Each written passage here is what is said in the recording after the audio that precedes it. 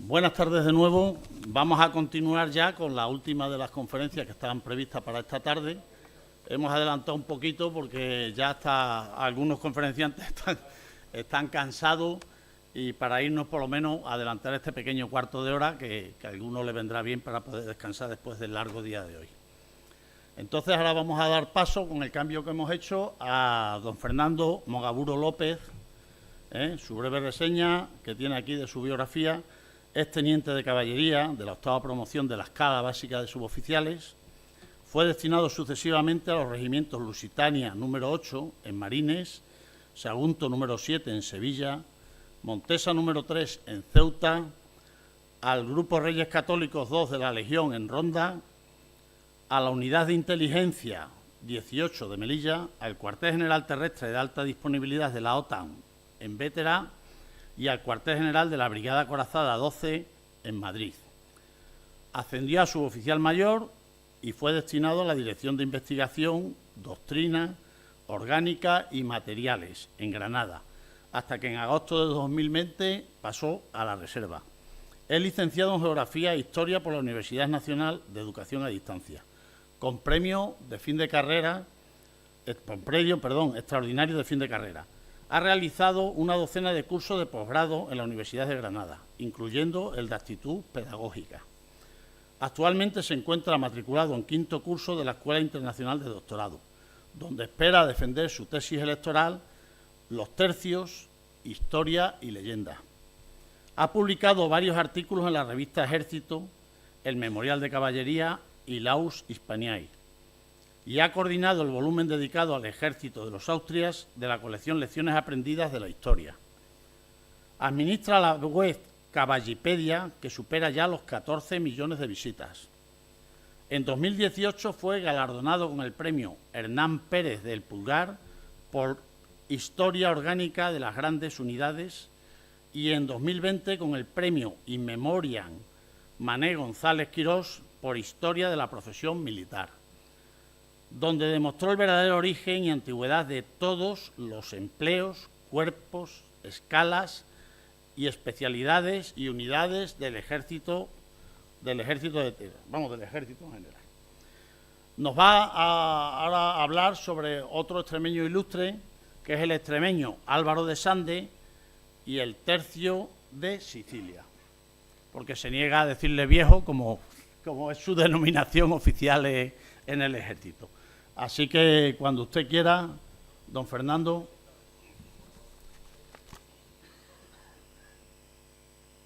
¿Aquí sí se me ve? Muchas gracias, Paco.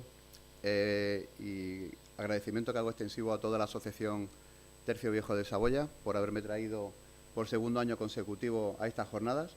Señal de que el año pasado no quedaron demasiado descontentos con mi presentación. Espero que este año pase lo mismo y me inviten a la tercera porque es un verdadero lujo estar aquí y especialmente este año con un plantel de conferenciantes que yo creo que incluso supera al del año anterior y eso que el listón estaba muy alto.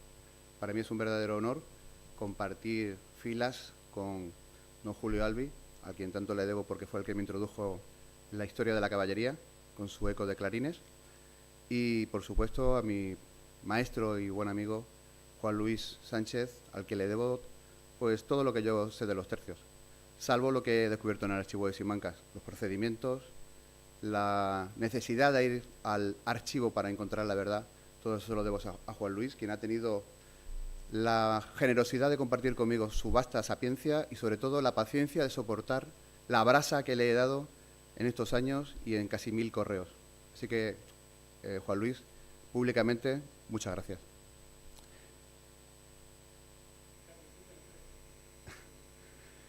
Bien, el año pasado recordarán que le hice una especie de alarde de síntesis, intentando en una breve hora resumir la historia orgánica de de los tercios de infantería, casi 200 años, y este año voy a hacer el proceso contrario.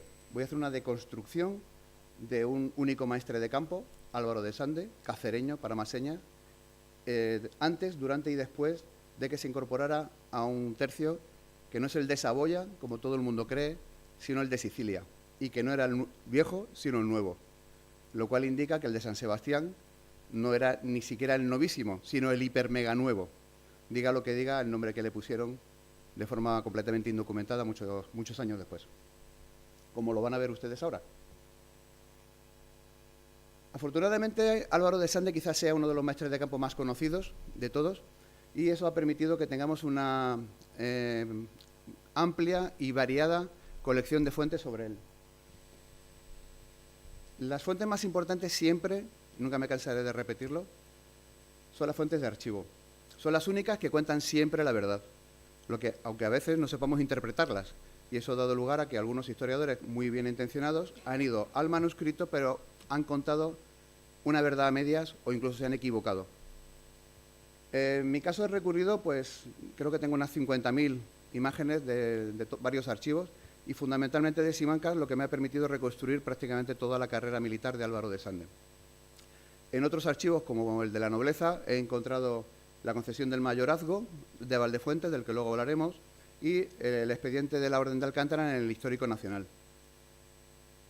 Al contrario que Londoño o que Eguiluz o que Agurto y otros tantísimos maestres de campo y sargentos mayores que combinaron la pluma con la espada para dejarnos algún tratado científico, erudito, mejor dicho, llámese de moral, de doctrina, de táctica, de armamento, como esta mañana nos hablaba también don Álvaro al respecto. Sande no escribió nada de eso, no nos dejó ninguna obra erudita, entre comillas, pero sí nos dejó 3 crónicas testimoniales de sus propias vivencias en 3 campañas tan diferentes como la de Cairuán, Gelbes y Malta. Todas ellas las podemos contextualizar con otra crónica que para mí es la más importante de todas las de los tercios, aunque es mucho menos conocida que la de Alonso Vázquez, que es la de Martín García de Cereceda, porque en ella vamos a ver el origen, el verdadero origen de los tercios primigenios. Y me refiero con ello a los tercios de la primera serie y de la segunda serie. Luego lo veremos más en detalle. Este tratado abarca desde la batalla de Bicoca a la batalla de Cerisoles, lo cual deja fuera una campaña en la que participó Álvaro de Sande, que fue la de Alemania. Para ella podemos recurrir, por ejemplo, a la crónica de Luis de Ávila. Otra crónica muy importante en la vida de Sande es la que hizo Balbi sobre lo sucedido en Malta, que complementa a lo que Álvaro escribió, puesto que no está basado en el socorro que protagonizó Sande, sino en el propio asedio. Y tenemos además otra serie de relaciones diversas de varias campañas en Berbería muy sucintas, breves, compiladas todas ellas en el volumen 112 de la CODOIN, de la colección de documentos inéditos para la historia de España. Todo esto en cuanto a fuentes testimoniales, es decir, las escritas por los propios soldados. En cambio, las fuentes que podíamos llamar divulgativas no se dedican a contar en primera persona las vivencias del soldado, sino a divulgar las hazañas de ellos, escritas por parte de terceros, de cronistas oficiales de la corte o bien de escritores de su época, con ese espíritu divulgador que hoy todavía tenemos encarnado en grandes divulgadores aquí presentes, como puede ser don Julio, puede ser Hugo Gañete. Pues en aquella época ocurría exactamente igual. Había personajes con inquietudes intelectuales que narraban lo que conocían a través de la documentación oficial o de los propios testimonios de los soldados, dando lugar a estas obras divulgativas que, aunque son bastante precisas, porque son contemporáneas a los hechos y entonces es difícil que mientan, no nos dan toda la verdad. Entonces tienen una fiabilidad ligeramente inferior y eso tenemos que tenerlo en cuenta los investigadores. Me refiero, por ejemplo, a la biografía del propio Álvaro de Sande, escrita por Foglietta, unos años después de que Sande muriera, que comete algunas imprecisiones. Pero claro, para localizarlas tenemos que ir a fuentes más actuales, como ahora veremos, en las cuales se ha hecho un juicio crítico sobre ellas. Esta historia de Álvaro de Sande se escribió primero en latín y luego fue traducida al italiano. Justo donde acabó Cereceda, podemos continuar esa historia del ejército imperial gracias a la obra de Sandoval, que prolonga hasta 1556, es decir, hasta la muerte, mejor dicho, hasta el retiro, abdicación del emperador Carlos V, y por delante también la amplía hasta 1516, hasta la fecha de su coronación. Es decir, que es una especie de ampliación de la obra de Cereceda. Cuando acaba Sandoval, su obra, podemos enlazarla directamente con la que escribió Cabrera de Córdoba sobre el reinado de Felipe II. Por lo tanto, entre estos dos autores tenemos cubierto todo el periodo en el que existió Álvaro de Sande y el Tercio de Sicilia, con la particularidad de que ninguno de ellos le presta una atención preferente, sino que Sande y el Tercio aparecen de forma tangencial en un mare magnum de acontecimientos que pasan todo este periodo. La propia crónica de Cereceda nos habla muy bien de la campaña de Argel, porque él estuvo allí, pero además tenemos una crónica de otro personaje que nos permite contrastar lo que allí ocurrió y si lo que dice Cereceda más o menos es cierto o no. Se trata de la campaña de Argel escrita por Suárez Montañez. Respecto a los antecedentes familiares de Sande y la historia de sus descendientes, podemos recurrir al Memorial de Ulloa, que no solamente abarca esta familia, sino prácticamente todas las importantes de Extremadura. Por último, otra fuente divulgativa sería la crónica de los Gelbes que hizo Diego del Castillo, que es un cronista, pero no estaba allí presente. También tiene, por lo tanto, menos fiabilidad que lo que cuenta el propio Sande. Al contrario de lo que ocurre con estas fuentes testimoniales y divulgativas, las literarias no están obligadas a contar la verdad, porque su objetivo es el de entretener al lector. Y, por lo tanto, el autor se suele combinar la realidad con la ficción. Por lo tanto, aunque podamos utilizarlas como fuente para ambientarnos en esa época, tenemos que tomar con precaución lo que dice. Valga, por ejemplo, una obra como A la triste de Pérez Reverte. Hay detalles que Reverte cuenta que son verdad porque se ha documentado, pero, por ejemplo, la existencia del Tercio Viejo de Cartagena es completamente ficticia. No podemos tomar una novela como una fuente fidedigna, pero sí nos sirve para conocer ciertos detalles, igual que si hoy cogemos una novela de la Guerra Fría, pues nos aportará muchos datos sobre cómo funcionaban los servicios de espionaje durante todo este periodo. Las fuentes informáticas son aquellas que no se encuentran ni en los archivos ni en las bibliotecas, sino en Internet. La más importante es el portal de archivos españoles, del cual podemos descargarnos muchos manuscritos. En este caso, he descargado algunos documentos de Sande, con la particularidad de que los más importantes se encuentran en los negociados de Milán, Flandes, Sicilia y Nápoles, y en pares solo está digitalizado el negociado de Génova, que incluye algunas cartas que Sande intercambió con otros personajes de la época, pero con temas completamente trascendentes. La verdadera información, el núcleo duro, hay que ir a buscarlas a Simancas porque no están digitalizadas. La Universidad de Alcalá tiene una página web muy interesante que se llama El Archivo de la Frontera, donde profesores y alumnos de grado, máster y doctorado transcriben legajos completos o documentos sueltos referidos a las campañas de Berbería, con lo cual nos sirven también para conocer la actuación de Sande en esos periodos. Todas estas fuentes que yo he hablado antes, todas las fuentes bibliográficas, están libres de derecho de autor y por lo tanto no las podemos descargar de forma gratuita de Google Books o de archive.org. En cuanto a las fuentes artísticas, tenemos la peculiaridad de que Sande no lo tenemos en ningún retrato, ni individual ni colectivo. Una cosa curiosa para un personaje de su categoría y de la trascendencia que ha tenido.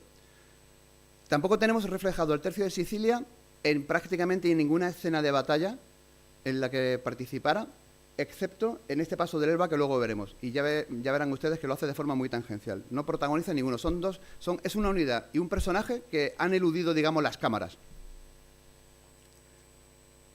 Al contrario que las fuentes primarias, las secundarias no están escritas o publicadas en la vida del protagonista, sino a posteriori, muy a posteriori. Concretamente, todas las que hablan de Sande son de la época contemporánea, siglos XIX, XX o XXI. Dentro de las fuentes archivísticas destaca la colección Clonar, que se encuentra en el Archivo General Militar y que consiste en una serie de cajas en las que los oficiales que Clonar comisionó al archivo de Simancas para documentar su historia orgánica transcribieron un volumen apreciable de documentos de archivo, de manuscritos, y esas fuentes de archivo secundarias las tenemos disponibles, como les digo, en Madrid. Son transcripciones. En cambio, la colección Salazar, que se encuentra en la Real Academia de la Historia, son manuscritos originales encuadernados como códices que salieron, por lo que sea, del archivo de Simancas para la investigación que hizo este señor, Salazar Castro, y nunca regresaron. Entonces, están conservadas ahí como un bloque, no sé por qué no se devuelven a Simancas, que es donde deberían estar por similitud con las otras fuentes que están allí. A lo largo de nuestra investigación, todos los historiadores vamos acumulando una serie de reproducciones de manuscritos que nos han ayudado en nuestro proceso. Como les he dicho, yo tengo unas 50.000 reproducciones, pero en este caso las que más me han ayudado han sido las que Juan Luis Sánchez, como les he dicho, ha tenido la generosidad de compartir conmigo. Su propio archivo personal, yo creo que ni él sabe cuántos documentos podrá tener reproducidos, pero se basa fundamentalmente en la transcripción que ha ido haciendo de ellos. Pero obviamente a cualquier historiador que lo consulte, pues tenemos la ventaja de poder acceder a ellos. Respecto a las fuentes testimoniales, pues la más conocida es la historia orgánica de Clonar, que no solamente recurría a, digamos, a copiar crónicas primarias, sino que además las documentaba con cierto número de manuscritos, de estos que le he comentado que estaban en la colección del Archivo General Militar. Clonar ha sido tradicionalmente el historiador más importante para los siglos XIX, relativamente fiable para el XVIII, pero para la época de los tercios solamente nos podemos fiar de él cuando narra una batalla, porque esa batalla no se la ha inventado él, sino que la ha copiado de otro. Todo lo que habla Clonar sobre la historia orgánica de los tercios es falso. Se lo ha inventado o lo ha tergiversado. De forma que todas las unidades que en sus historiales confiaron en Clonar a la hora de redactarlos, pues tienen equivocado su origen y su antigüedad. Y esto es un gravísimo error, que el Instituto de Historia Militar todavía siga confiando en este personaje, cuando hay muchísimos investigadores universitarios y no universitarios que estamos intentando arrojar la verdadera luz sobre los tercios, y no los tienen en cuenta. Todo lo contrario que Clonar, que es un escritor, no lo olvidemos, que vivió en la época romántica, es Cesario Fernández Duro. Es uno de los pioneros de la historiografía positivista en España. Y este hombre sí que basó su investigación en fuentes de archivo, fundamentalmente. Entonces, todo lo que dice Fernández Duro en su obra sobre la Armada suele ser rigurosamente cierto, aunque obviamente todos los historiadores podemos cometer cierto número de errores, ¿no? Nadie es infalible. Pero, al contrario que Clonar, Cesario suele ser bastante fiable. Aunque su obra está dedicada a la Armada, obviamente le presta mucha atención a todas las operaciones anfibias que realizaron los tercios del Ejército, no de la Infantería Marina, sino del Ejército, en todas esas campañas del Mediterráneo de las que ahora les hablaré. En tiempo mucho más reciente, Carlos Belloso publicó La antemuralla de la monarquía, referido al virreinato de Sicilia, que de hecho ganó el premio Ejército, lo tienen ustedes disponible en la colección Adalid. Es una obra muy rigurosa, muy bien documentada, pero comete un error. Confió en Clonar a la hora de identificar el tercio de Sicilia. Para Belloso solo hay un tercio que tiene una vida de 200 años, desde 1536, que es la instrucción de Génova, hasta que se repliega en 1710 u 11. Y no es así. Hubo 6 tercios de Sicilia que se sucedieron en el tiempo, se relevaron en el espacio durante ese periodo. Y eso Belloso no lo termina de conocer o de identificar, precisamente por haber confiado en fuentes tradicionales como Clonar y no haber roto con la tradición en aras de la verdad. Hugo Cañete, aquí presente, tiene excelentes libros en los cuales reescribe estas crónicas testimoniales primarias para adaptarlas al lenguaje actual, al público joven, ilustrándola con brillantes mapas de situación, con grandes ilustraciones, muy buenos gráficos, y eso atrae a un público joven y a muchísimos aficionados a los tercios. Son obras que tienen un gran valor. Una de ellas, Los tercios en el Mediterráneo, tiene a Sande como protagonista en 2 operaciones, la de Castilnuovo y la de Malta. Mañana tendremos la suerte de que nos hable de la primera. Zoltán Korpás es un historiador húngaro que dedicó su tesis doctoral a las campañas de los tercios en Hungría.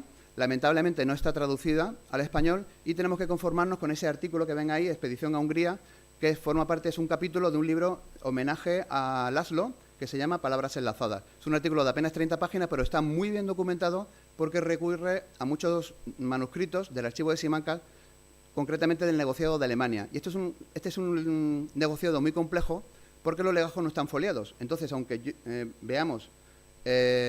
sepamos una referencia a cualquier documento de esos legajos, no podemos solicitarlo a Simancas, tenemos que ir allí a buscarlo.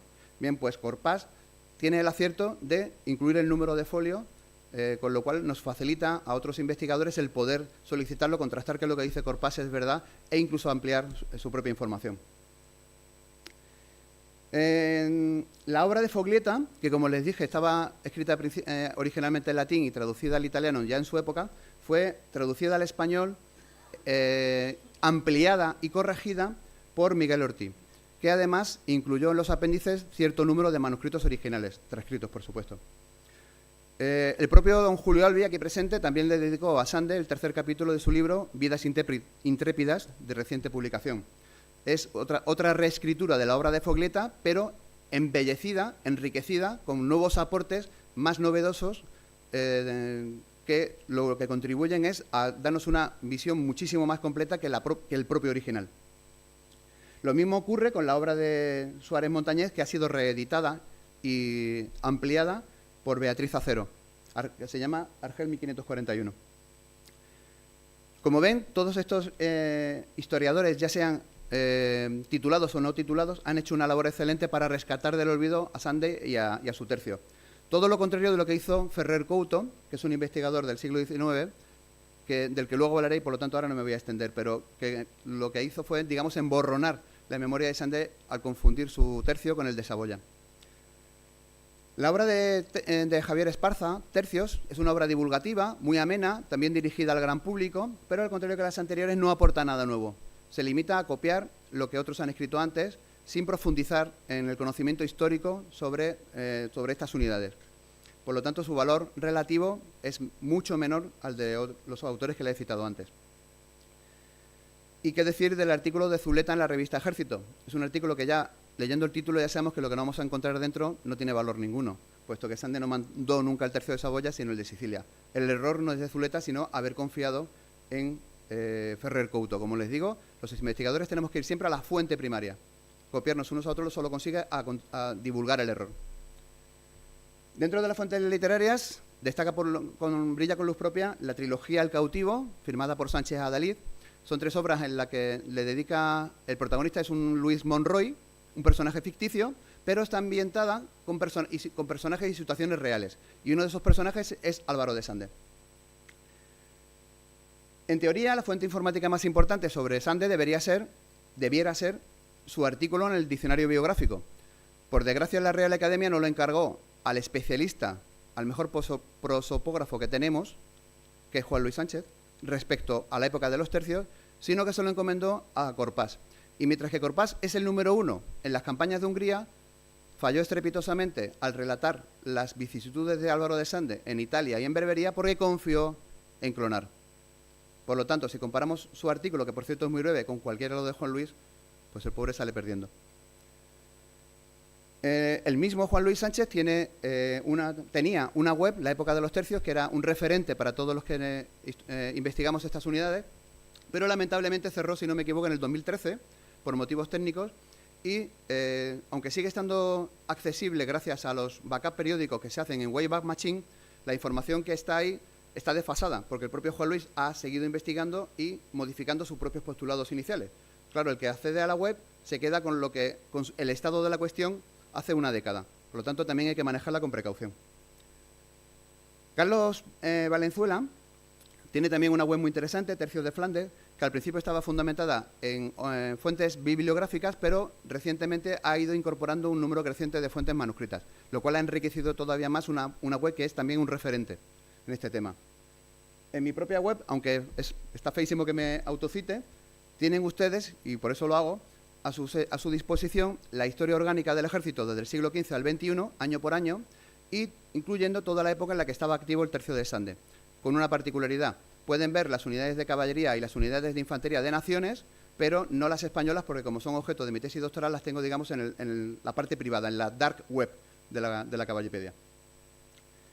En cuanto a Dialnetia y Wikiacademia, pues son los equivalentes de Google Books referentes a los archivos, a los artículos publicados en revistas indexadas. Ahí son muy fáciles de encontrar, por supuesto, todos aquellos que están libres de derecho de autor, que eso, por ley, no están ahí. Están en otro sitio, pero yo no seré quien se lo diga. Y, por último, la Wikipedia es una web divulgativa en la cual escribe cualquiera. Y eso se nota porque los artículos carecen de la más mínima fiabilidad, especialmente en lo referente a los tercios. Y esto es algo que tenemos que asumir todos. Como pueden ver ahí, no hay ninguna fuente artística ni audiovisual secundaria. Quiere esto decir que en ninguno de los libros, por ejemplo, incluso los libros de Cañete, en la revista Despertaferro, en ningún libro o revista referente a los tercios encontramos un retrato de Álvaro de Sande, aunque sea pintado por Ferrer Dalmau. No hay ninguno. No he podido incluirlo en esta conferencia. Por lo tanto, he tenido que recurrir, como ahora verán, a imágenes de batallas y de acontecimientos que son contemporáneos a lo que yo voy relatando, pero ninguno coincide ni con Sande ni con el tercio de Sicilia, porque, como les digo, fueron muy esquivos a las cámaras. Y hablando de cámaras, tampoco tenemos ninguna película sobre Álvaro de Sande y sobre el tercio de Sicilia, obviamente porque no tenemos ninguna película cuyo objetivo sea sacar a la luz la historia de los tercios. La única que se parece a algo a eso es A la Triste, que como todos ustedes saben, está basada en novelas, una saga de novelas. Parece mentira que el cine español no haya dedicado ni una sola película, ni un minuto de metraje a nuestros tercios. Si esto ocurriera en Estados Unidos, Hollywood nos habría bombardeado con cientos y cientos de películas sobre este tema, como las hay sobre el Séptimo de Caballería o sobre el desembarco de Normandía. Pero aquí en España estamos a otra cosa. Bueno, pues pese a esta abundancia de fuentes con las que le he torturado durante este tiempo, tenemos algunas lagunas en la vida de Álvaro de Sande y la más importante es su fecha de nacimiento, aunque les parezca mentira. Tenemos 4 versiones. Sánchez Adalid, en su novela, argumentaba que había nacido en 1489 porque él había encontrado la partida de bautismo en la iglesia de San Mateo de Cáceres. Pero no sabemos si es un dato más ficticio, porque no deja de ser una novela, o es verdad. Yo me sentiría muy honrado si el señor Adalid viera esta charla y contactara conmigo para decirme cuál es la respuesta, si ese dato es cierto o no. A mí me parece un poco prematura esta fecha de nacimiento, por lo que voy a exponerles a continuación. El certificado de defunción, que esto parece que ya es más verosímil porque es un documento oficial, la fecha el 20 de octubre de 1573 y afirma que Álvaro de Sande tenía en ese momento tenía 73 años. Este dato, aunque sea una fuente oficial, también hay que cogerlo con precaución, porque ¿a quién se lo preguntaron? ¿A su mujer? ¿A su hijo? ¿Ellos por qué lo sabían? No había DNI, no había Internet. Estamos en una época en la que las propias personas no sabían exactamente cuándo habían nacido, porque los 5 o 6 primeros años de su vida eran completamente iletrados, no iban al colegio y desde luego a lo mejor nadie les había dicho, oye, no, es que tú naciste en el año 1500 o en el 1501. Ellos mismos puede ser que no lo supieran. Otra versión es la de que en el expediente en el privilegio por el cual su nieto ingresa en la... le hacen marqués de Valdefuentes, ahí se habla de que Sande sirvió durante 53 años. No se especifica si fueron de forma continua o interpolada. Yo pienso que por lo que van a ver ustedes ahora fue de forma interpolada, es decir, alternando los periodos activos con licencias. Sea como fuere, 53 años menos 1573 nos indica que ya era soldado en 1520. Podía tener, cuando se alistó, 18 años, o 16, o 22, no lo sabemos. Pero por un dato de Foglietta, del que ahora le voy a hablar, parece indicar que podría haber nacido en 1502. Por último, el expediente de limpieza de sangre previo al ingreso en la Orden de Alcántara indica que en 1542 tenía 30 años. Este dato también podemos cogerlo con ciertas precauciones, porque cuando se le pregunta a alguien en ese expediente, que es una especie de juicio contradictorio, se le pregunta, ¿usted conoce a Álvaro de Sande? Sí, yo era vecino suyo. ¿Y qué edad tenía? Bueno, pues tendría unos 30 años. Puede ser que tuviera 25 o 35. De ser cierto que tenía 30 ese año, pues habría nacido en 1512. Mi opinión personal, y no deja de ser una opinión, es que deberíamos descartar las dos fechas extremas y quedarnos con una edad media entre 1500 y 1502. En esa horquilla creo yo que pudo nacer Sande, porque va a cuadrar mucho mejor con lo que les voy a contar ahora.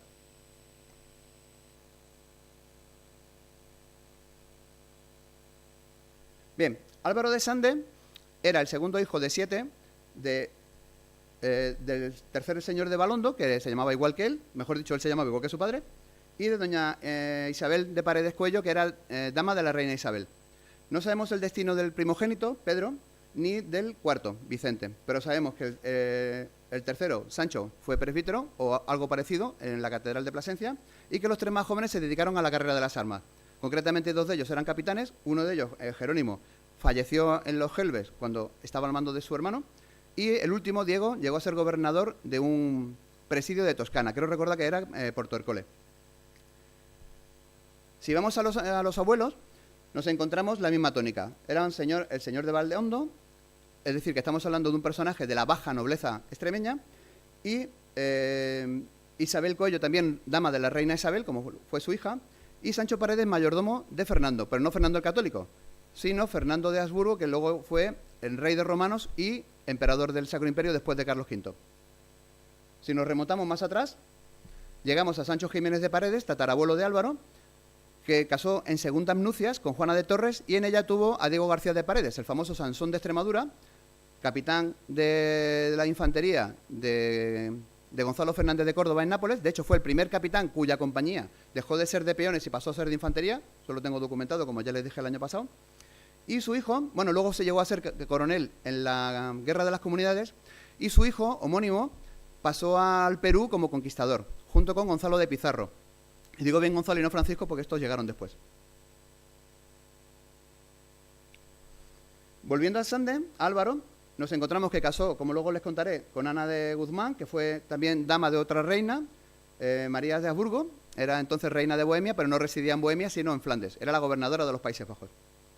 Y tuvieron 3 hijos. La mayor, Isabel, casó con fue dama de otra reina, Aga Jagellón, futura emperatriz de Austria.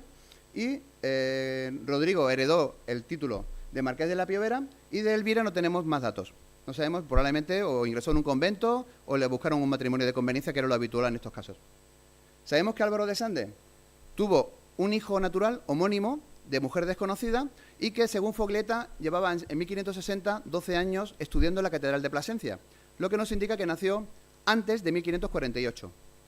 Este dato es importante relativamente porque indica que no fue producto de una infidelidad conyugal, que en aquella época era tan común porque los soldados pasaban lejos de su casa décadas completas, sino que fue, pues digamos, el producto de un romance juvenil antes de conocer a su esposa. Por último, el nieto de Álvaro de Sande, homónimo también, fue el tercer marqués de la Piovera, pero Felipe III le cambió este título, que estaba basado en el Piamonte, por el primer marquesado de Valdefuentes, que es una villa aquí próxima a Cáceres.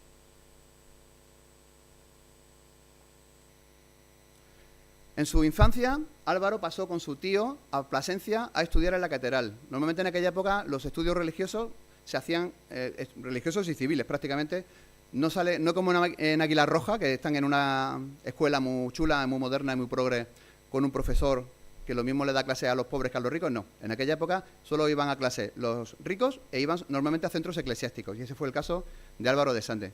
Como digo, recogido por su tío para enseñarle los rudimentos de lectura, escritura y aritmética. Al contrario que otros generales de su época, que tienen una letra endiablada, que es indescifrable, aun con conocimientos paleográficos, Sande tenía una letra muy estilizada, como pueden ver en su firma.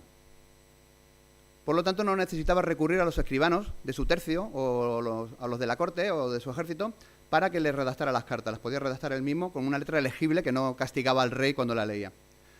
¿El porqué de esta letra tan estilizada? Pues porque tenía estudios superiores. En su adolescencia fue enviado a la Universidad de Salamanca a estudiar teología, como se esperaba de cualquier segundón de la nobleza. El primero a la carrera de las armas, mejor dicho, el primero a heredar el título y darle continuidad, pariendo cuanto más descendientes mejor. El segundo a la carrera eclesiástica, obteniendo un cargo importante. Y a partir de ahí todos los demás al ejército.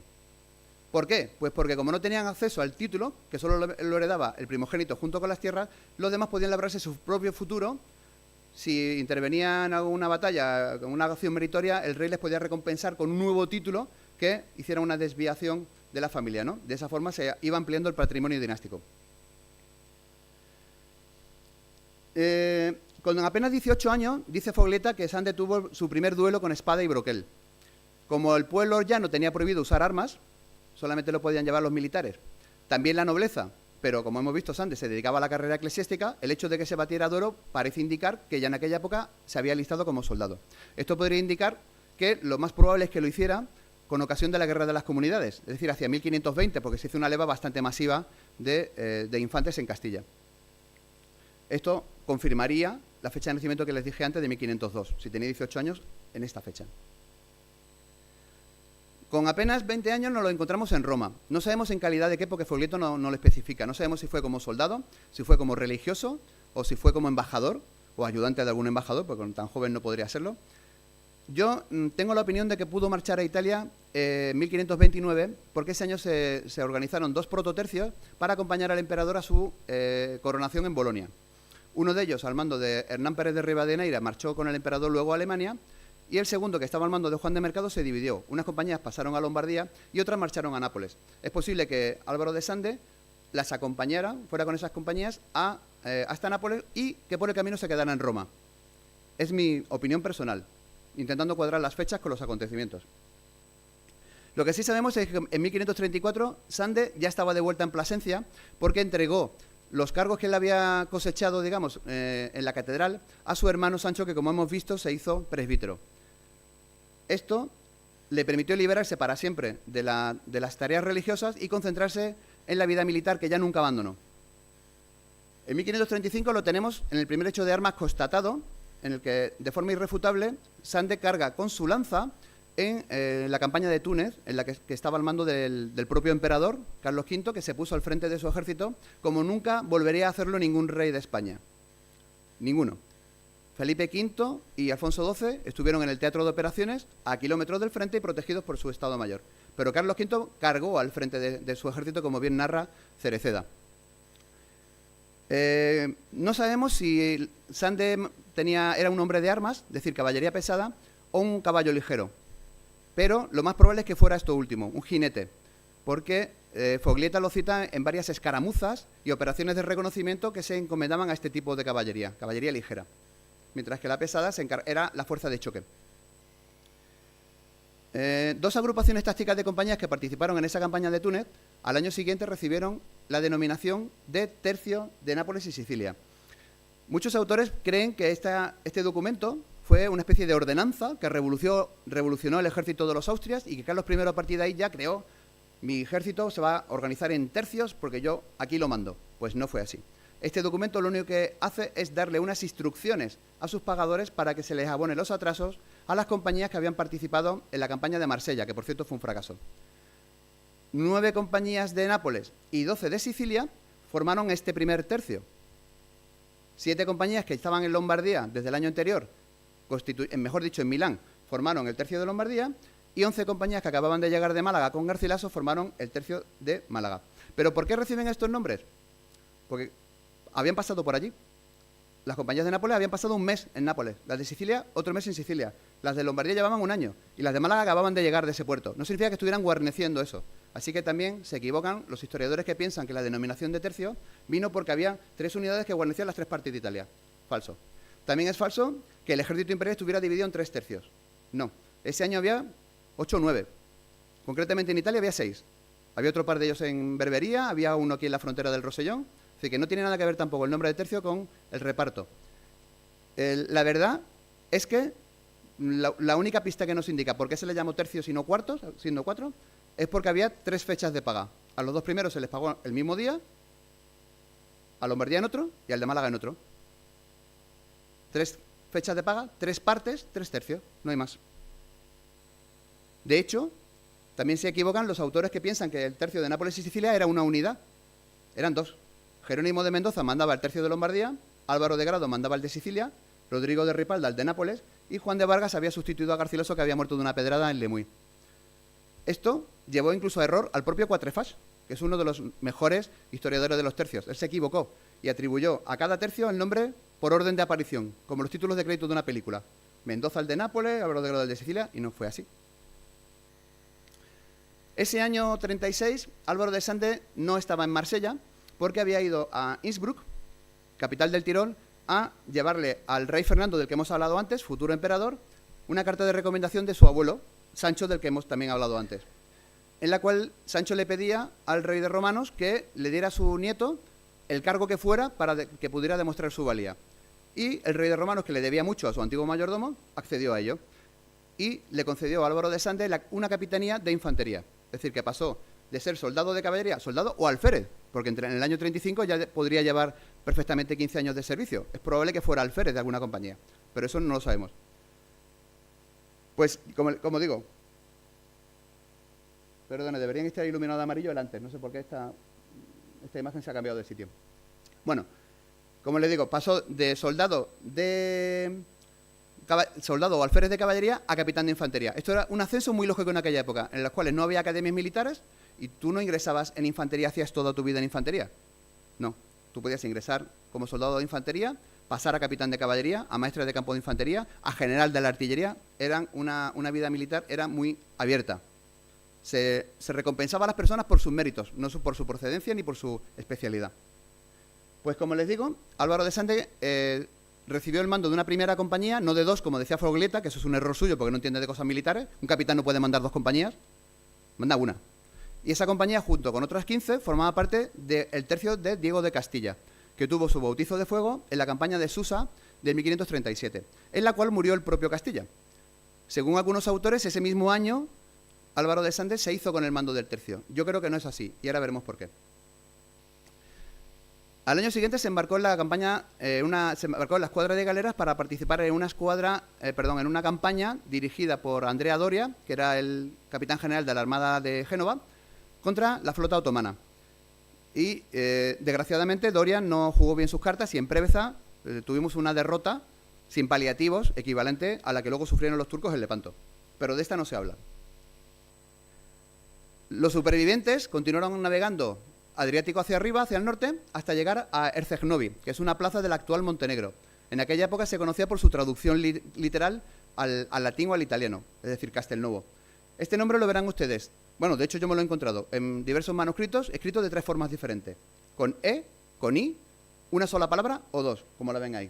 Lo que nunca lo verán es como Castelnuovo, con U, porque el Castillo Nuevo es el de Nápoles, no este. En esta conquista de Herceg-Novi participaron 4 tercios. No voy a desvelarle nada más porque, de hecho, mañana nos va a hablar Hugo y no quiero hacerle spoiler. Pero les diré que participaron, como les digo, 4 tercios. El de Sande, que venía de Sicilia, el de Nápoles, el de Málaga, del que hemos hablado antes, y uno nuevo que se había reclutado en unas fechas antes, de Florencia, el de Sarmiento, que fue el que quedó allí. Los otros 3 fueron replegados, una vez tomado el castillo, a Sicilia. Y allí el virrey, para no tenerlos dando vueltas a los soldados por la isla, provocando conflicto con la población civil, decidió mandarlos a la isla de Favignana, un islote pequeño que hay al norte de Sicilia y que está deshabitado. Los soldados evidentemente no querían pasar allí el invierno, en una situación calamitosa, y además se les debían varias pagas, y se amotinaron. Estuvieron muchos meses amotinados provocando toda clase de disturbios, los mismos disturbios que quería ahorrarse el virrey al mandarlos allí. Así que le salió el tiro por la culata. Sancho de Alarcón, que mandaba el tercio de Nápoles, se desentendió del asunto.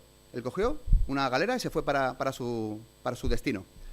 Juan de Vargas, que mandaba el de Málaga, estaba ya muy enfermo, viejo y gotoso, y pidió la licencia. Y el único que quedó allí al mando de todo aquello fue Álvaro de Sande, que era el capitán, digamos, más prestigioso del tercio de Sicilia.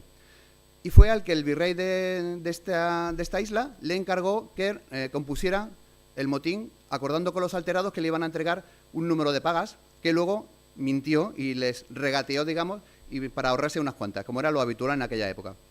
Y también prometió que no iba a tomar represalias y también volvió a mentir porque ahorcó a los responsables. Es posible que fuera en este momento cuando agradeció a Sande su labor, concediéndole el ascenso.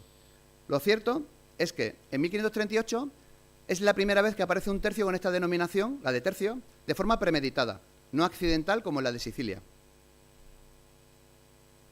Pero aquí no se habla de Sande en ningún documento que yo haya encontrado. Es más, en el año 39 tenemos este documento en el que cita todos los maestres de campo que están ese año en Italia y menciona a Sancho de Alarcón, que como ya les he dicho mandaba el de Nápoles, Francisco de Prado, que mandaba el de Lombardía, el nuevo de Lombardía porque el viejo había sido disuelto disciplinariamente en el año 38, y a Juan de Vargas, del que también les he hablado, que mandaba el de Málaga. Por lo tanto, Sande no aparece ahí, no estaba en Italia ese año como maestre de campo. Sabemos que estaba fuera de Italia, Sarmiento porque estaba en Castelnuovo, pero Sande estaba en Sicilia, por lo tanto no podía ser maestre de campo en el año 39.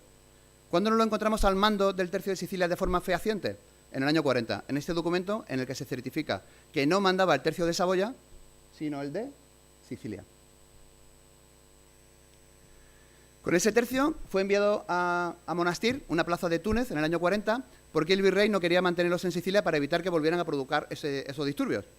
Estando en Monastir, junto con el tercio de Hungría, que tras la toma de la plaza marchó para Lombardía, el de Sande se quedó allí solo. Y el rey de Túnez le convenció de atacar a Kairouan, que pertenecía a un jeque rival. Sande aceptó porque el rey de Túnez era vasallo del emperador y no veía nada malo en ello, pidió autorización al virrey, le dijo que sí, y marcharon todos juntos contra Kairouan. Pero el rey de Túnez les traicionó, y a mitad de camino se dejó el tercio abandonado y marchó con su ejército de vuelta para Túnez. Sande, visto lo cual, y al no contar con apoyo de caballería, decidió replegarse, puesto que la caballería sarracena les podía hacer muchas bajas, y lo hicieron de forma tan ordenada y tan disciplinada que los sarracenos no pudieron reducirlo y llegaron prácticamente intactos de vuelta a Túnez, habiéndose dejado por el camino muchas bajas de los enemigos, hasta el punto de que Juan Luis, creo recordar que bautizó esta retirada y estas acciones como la batalla de los pinchitos morunos. ¿No lo recuerdas? Porque cada piquero ensartó a bastantes musulmanes.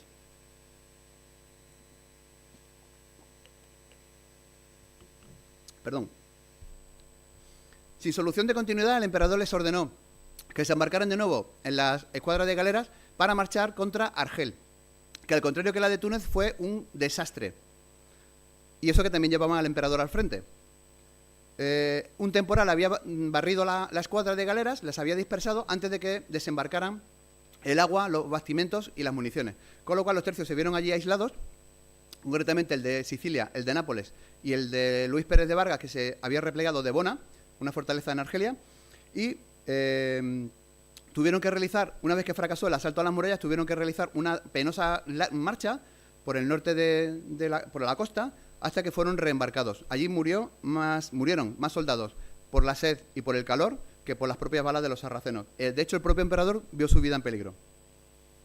Para que pudieran reponerse durante ese invierno, se les ordenó marchar al tercio de Vargas a Lombardía y al tercio de Nápoles y al de Sicilia a Cerdeña. Concretamente al de Sande le correspondió alojarse aquí, en Cagliari. Ya fuera en el castillo o en las casas de los vecinos, que era lo habitual en esa época. Tras lo cual fueron reembarcados para marchar al Rosellón, porque los franceses intentaban invadirlo, pese a que se habían levado expresamente algunos tercios de milicias en Valencia, en Aragón y en Cataluña. Esos tercios de milicias tenían una operatividad muy limitada y los franceses lo sabían. La única unidad profesional que había allí era el tercio del Rosellón, que creo recordar que en esta época estaba al mando de Gutiérrez de Quijada, pero cuando vieron de llegar al tercio de Sande, compuesto por soldados profesionales y muy experimentados en combate, los franceses prefirieron picar billete y dejar la empresa. Aprovechando esta estancia en España, Álvaro de Sande solicitó, como hemos dicho antes, el ingreso en la Orden de Alcántara. Llevaría, por tanto, esa venera que aparece ahí y probablemente esa armadura. No creo que hubiera evolucionado mucho el estilo de armadura, que lástima que Álvaro se nos ha marchado, si no lo podría confirmar, entre la época de Sande y 1605, que es de cuando data este retrato de Juan Pantoja de la Cruz. Le he cortado la cabeza porque obviamente no se trata de Sande, pero para que se hagan ustedes una idea de cómo vestiría un maestre de campo en esta época. Porque aunque fuera de infantería, como bien nos ha dicho esta mañana Álvaro, llevaban el peto, espaldar, escarcelas, brazales, etcétera. Vestían como un caballero de caballería, solo que sin las perneras, para poder moverse a pie a tierra. Aunque tenían un caballo asignado, pero normalmente se bajaban a la hora de combatir para dar ejemplo a sus soldados. ¿Qué problema tiene la Orden de Alcántara? Pues que, como todas las órdenes hispánicas, excepto una, exige el voto de castidad a sus miembros. Cuando Álvaro de Sande conoció a su futura esposa, solicitó el cambio del hábito por la de Santiago, que es la única orden que permite el matrimonio no solamente de caballeros con otras damas, sino incluso con las propias religiosas de la orden, a las que Ángela Madrid llamaba caballeresas. Solamente tenían dos condiciones: que mantuvieran la fidelidad conyugal y la abstinencia cuaresmal. Dime, Juan Luis. Ahora llegamos.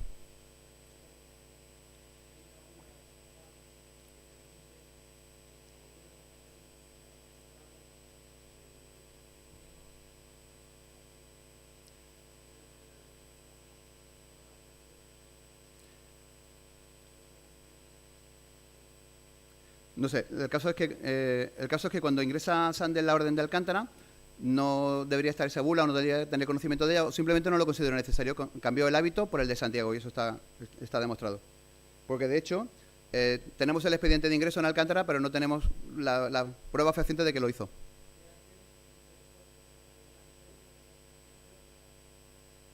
Exacto. Bien. Acabada la campaña del Rosellón, en la cual el tercio de Sande hizo como un César, llegó, vio y venció, se le ordenó embarcarse por última vez en la escuadra de galeras para dirigirse a Génova. Y allí fue la primera unidad que recorrió el camino español 24 años antes de que lo inaugurara oficialmente el duque de Alba. Un error, por tanto, de todos aquellos que ahora, todos esos aficionados, que ahora los recorren a pie, en bicicleta o en automóvil. Como también es falso que ese camino español pasara por Milán, porque como pueden ver ustedes, la capital de Lombardía quedaba en una posición absolutamente excéntrica. Las compañías de infantería que llegaban, y de caballería, que llegaban a Liguria, desembarcaban en cualquiera de sus puertos, como La Spezia, la propia Génova, Savona o Final, que era donde estaba de guarnición permanente 2 compañías del tercio de Lombardía, precisamente para eso, para asegurar el desembarco sin problema. De allí se trasladaban a la capital del Piamonte, que era Turín, En Turín normalmente se les pasaba muestra, en Turín o en Asti, que es otra plaza cercana, se les pasaba muestra, se comprobaban que los soldados que habían salido de España estaban todos, y a los que no, pues se les retiraba la paga al capitán, se les abonaban los atrasos, se les daban socorros de marcha, se armaba a aquellos soldados que lo necesitasen y a partir de ahí ya cruzaban los Alpes, hasta llegar a Chambéry, que es la capital de la Alta Saboya. Este es un feudo imperial, pero no pertenecía al emperador, aunque parezca un juego de palabras. Quiere decir que pertenecía al Sacro Imperio, pero no era patrimonio de los Habsburgo, como sí lo era, por ejemplo, el condado de Borgoña, hoy conocido como Franco Condado, cuya capital era Besanzón y era otra de las paradas del camino. De allí pasaban a Nancy, capital del Ducado de Lorena, que volvía a ser un territorio imperial aliado, pero no patrimonial. Seguían avanzando hasta Luxemburgo, que ya sí volvía a ser del rey de España, y atravesaban el Ducado de Brabante hasta llegar a Bruselas, que era el destino final, digamos, del contingente. Pero desde allí cada tercio continuaba en solitario su propio camino hasta llegar a su destino final, que podía ser Flandes, Holanda, Frisia o, en el caso de Álvaro de Sande, el Ducado de Klebs, en Alemania, en la Baja Alemania. Allí se había rebelado el titular contra el emperador y el tercio de Sande tuvo que reducirlo a la obediencia imperial. Y para ello, entre otras acciones, tomó la plaza de Düren. Acabada esta campaña con la sumisión del rebelde, el tercio fue enviado a Luxemburgo, como ya nos ha contado antes Juan Luis, para primero expulsar a los franceses y luego defender la plaza de un posible contraataque durante todo el invierno. Llegado la primavera, se pusieron en marcha para tomar Saint-Dizier, o como se diga esto en francés, y Epernay. En el asalto a esta última plaza, Álvaro de Sande resultó gravemente mal herido porque le derramaron un barreño con agua o aceite hirviendo, le cayó en la cara y lo desfiguró tanto que sus propios soldados, cuando lo recogieron del foso donde había caído, no lo reconocían. Me imagino que esas heridas le causarían unas cicatrices permanentes y quizás por ello Álvaro de Sande nunca tuvo bien posar delante de un fotógrafo. Por eso no tenemos ninguna imagen suya cuando comenzó a ser famoso, porque hasta ahora pues era un capitán o maestre de campo más del ejército. Acabada la campaña allí en los Países Bajos, con la derrota española en un sitio que no tiene nada que ver con aquello, que fue en Cerisoles, en Lombardía, Carlos I y Francisco I llegaron a un acuerdo de paz y se desmovilizaron 3 tercios que estaban allí con el de Sande, que eran el de Vargas, el de Guzmán y el de Acuña, donde estaba Juan de Solís, como nos ha contado antes Juan Luis. Desde allí, esas compañías sobrantes fueron licenciadas, fueron para España, otros soldados optaban por volver andando hasta Italia, allí se volvían a enrolar en los tercios cuando hacían una nueva, arbolaban otra vez bandera para que los capitanes pudieran revistir sus compañías, y con los que se quisieron alistar, digamos, incorporar al tercio de Álvaro de Sande, el tercio plenamente rehinchido marchó a la campaña de lo que en aquella época se conocía como Hungría, pero hoy sería la actual Eslovaquia, concretamente a Trenčín, donde tuvieron que reducir a la obediencia a 2 nobles que no eran partidarios del emperador, sino de Juan Segismundo, de la Caza de Zapolia, que quería instaurar una dinastía propia, húngara, en aquel territorio, independiente del emperador de Alemania. He de decir, por si no lo saben ustedes, que desde la batalla de Mohacs de 1526, Hungría estaba partida en 3. El grueso pertenecía al Imperio Otomano, en Transilvania se había establecido un banato semi-independiente, pero vasallo del turco, y el territorio más pequeño, que era la Hungría cristiana, estaba en guerra civil entre los partidarios del emperador y de los Zapolia. Una vez rendida Trenčín por el procedimiento habitual de gastar toda la munición que tenían de artillería y no siendo suficiente, decapitar a todo húngaro que se encontraran y lanzar las cabezas dentro para que primero asustaran al personal y segundo pudiera provocar una epidemia de peste, pues el tercio marchó a otras plazas húngaras como Trnava, o como se pronuncia son eslavo, y recibió orden de marchar a Buda. Pero por el camino se le dio orden de contramarcha porque el emperador iba a sofocar la rebelión que se produjo ese mismo año de los protestantes alemanes. Cuando llegó a Alemania, este tercio ya no procedía de Sicilia. ¿De dónde venía? De Hungría. Por lo tanto, aparece en las crónicas como tercio de Hungría. Pero no es el tercio de Hungría original que había marchado a Viena en 1527, ni siquiera el segundo tercio de Hungría que había ido en 1538 con Morales, sino el tercero.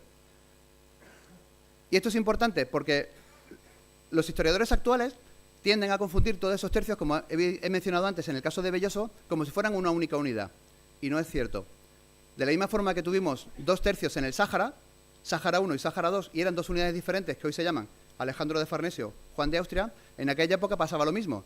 Podía haber 5 tercios simultáneamente de Nápoles, pero estando uno de ellos en Flandes, otro en Lombardía, otro en la propia Nápoles y otro en las Galeras, como de hecho así ocurrió en el siglo XVII. Los tercios de la serie 1 recibieron este nombre, como hemos visto, de forma accidental, en la instrucción de Génova, pero ya les he dicho que habían pasado un par de meses por Sicilia y Nápoles y el de Lombardía llevaba ya un año. Un completo accidente. Los tercios de la serie 3 se organizaron entre 1549 y 1550 en Italia, pero pasaron a los Países Bajos con el duque de Alba en 1567 y allí perdieron el nombre, porque en Flandes los tercios que iban llegando no se les daban nombres, como dijo Clonar, de forma también errónea, de tercio de Flandes, tercio de Holanda y tercio de Brabante. Eso es falso, eso es un invento de Clonar. Los tercios de allí no tenían ningún más que nombre, alias. Vamos a hablar de alias. Pero si se fijan, durante un periodo coincidieron en el tiempo, no en el espacio, con los tercios de la serie 4, que fueron los primeros que se organizaron en Italia para sustituir a esos que habían marchado a Flandes. Por lo tanto, teníamos un tercio de Lombardía 2 y un tercio de Lombardía 4, un tercio de Nápoles 3 y un tercio de Nápoles 4, un tercio de Sicilia 3 y un tercio de Sicilia 4. Quiere esto decir que eran alias, no era la denominación oficial del tercio. El único nombre oficial que tuvieron los tercios fue siempre el del maestre de campo, y por tanto a cada relevo cambiaban de denominación. Es cierto, como bien contó don Julio en su libro de Pavía Rocroi, que algunos tercios recibieron una especie de sobrenombres, de motes, el de los sacristanes, el de los señores, etcétera, etcétera, por causas que no vienen al caso, porque son detalles que contaba, por ejemplo, Alonso Vázquez en sus crónicas, pero que no tienen ninguna importancia, aunque hoy día se le da un valor que nunca tuvieron. Los historiadores posteriores, sobre todo Clonar, hicieron de esas anécdotas un dogma de fe. Y hoy hay muchos regimientos que se llaman el intrépido, el señor, el cangrejo. Y son todo invenciones de Clonar, no tienen fundamento histórico. Bien, pues en cambio, bueno, ya que estoy, voy a decir que los tercios de la serie 4, de los que he hablado antes, de ellos vinieron a España el de Sicilia 3, que aquí recibió el nombre de Galicia, y posteriormente el de Reina, el tercio de Sicilia 4, que recibió aquí el nombre de África, y luego recuperó el de Sicilia, y es el que actualmente está, su historial está en San Sebastián, pero no es el tercio viejo, como ellos pretenden, sino, como ven, el novísimo, el cuarto, y el tercio de Lombardía, que aquí se llamó Príncipe. Todos esos tercios fueron disueltos en 1823 por Fernando VII. Y luego se crearon otras unidades a las que se asignó el historial. Y esas son las que están hoy día en activo. O sea, que no son esos regimientos que tenemos hoy día, por ejemplo el Saboya, no estuvieron en Rocroi, ni en Pavía, ni en ninguna de esas batallas, sino que han heredado el historial de los que sí estuvieron. Y esto es algo que muchos militares no terminan de aceptar. No lo comprenden. Piensan que tuvieron una vida ininterrumpida y no fue así. Bien, volviendo a los tercios de la serie 2, como pueden ver ahí, uno de ellos, el de Sande, fueron unos tercios itinerantes. Quiere esto decir que cambiaban de teatro de operaciones. Y a medida que pasaban de uno a otro iban recibiendo nuevas denominaciones. Denominaciones extraoficiales que les daban los cronistas cuando escribían sus historias o bien los funcionarios de la corte cuando les pagaban. Por eso el tercio de Sande pasó de ser el de Sicilia al de Hungría, el de Nápoles pasó también luego a Hungría y el primero que había ido a Hungría, de Morales, pasó luego a Lombardía. Con este nombre aparece en la batalla de Mulberg y luego marchó a los Países Bajos, como luego veremos, y cuando naufragó tenía el sobrenombre, el alias de tercio de Flandes. Incluso el tercio de Lombardía, que nunca se movió de allí, en la campaña de la conquista de África, de la cual también hablaremos luego, aparecía como tercio de Malaspina. ¿Por qué? Pues porque las 3 o 4 compañías que participaron en esa jornada estaban precisamente de guarnición en ese marquesado, de forma accidental. Quiere esto decir, insisto, que los tercios nunca tuvieron nombre y que varias unidades podían tener el mismo alias y no por ello ser la misma. Eran diferentes unas de otras. Como les he hablado antes, esto lo demuestra. Unidades que en el mismo momento, en el mismo año, coinciden con la misma denominación. Bien, pues como tercio de Hungría, llegó el de Sande a Ingolstadt. Allí se reunió con a Ratisbona, allí se reunió con el resto del ejército imperial y de allí marcharon por la ribera del Danubio a conquistar Ingolstadt, Ulm, luego recibieron orden de marchar a Neuburgo y al año siguiente remontaron el Elba hasta llegar a Sajonia y allí derrotaron definitivamente a la Liga de Esmalcalda en la batalla de Milberg. Carlos I de nuevo estaba al frente del ejército, pero el capitán general era el duque de Alba.